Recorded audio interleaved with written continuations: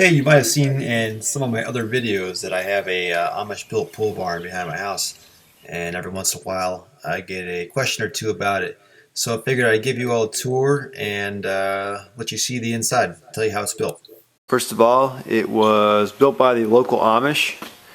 It's 32 by 40, 12-foot ceilings.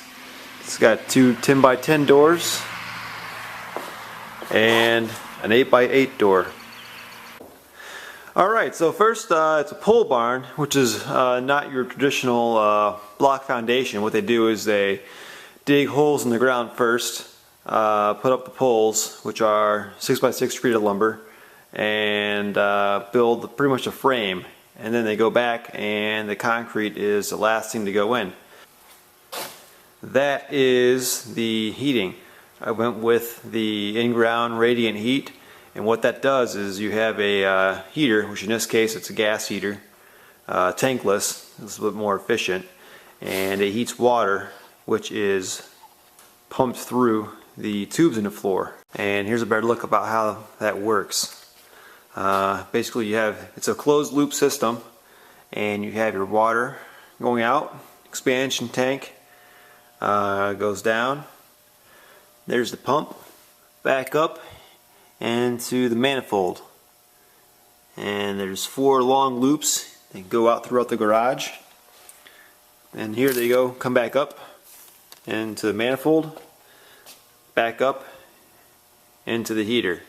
And this is a great system because I can be out here working for hours and the heat won't have to kick on, and when you're crawling on the floor, it's nice to have a nice warm floor.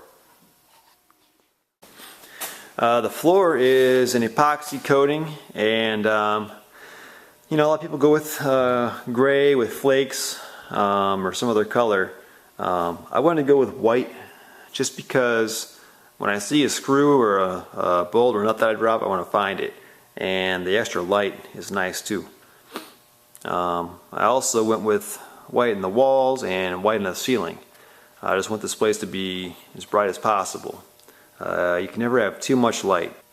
On the bottom 4 feet of the walls, you can see I quit painting there.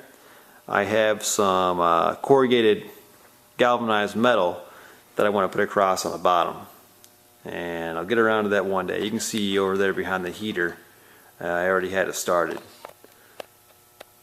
The lights are, I got those on Craigslist as well. They're T8s, and they are the cool bulbs. So I've got 4 rows total. There's 8 lights per row, and then there's 2 bulbs per light. So we're looking at 64 bulbs total, and they're wired and such that I can turn each row on and off. I also ran an extra conduit out. I wanted to add cable, some Cat 5, and some wiring for alarm system. It's a 100 amp box that we have out here. The walls are OSB. I went with OSB versus drywall only because drywall is good if you have studs behind it. In a pole barn, you've got 8 feet between each pole. So I framed those in. I put a 2 by 6 every 4 feet, and then I use 4 by 8 sheets of plywood, and it just kind of made sense to do it that way. Plus OSB, you can screw anything in the wall anywhere. You don't have to worry about finding a stud.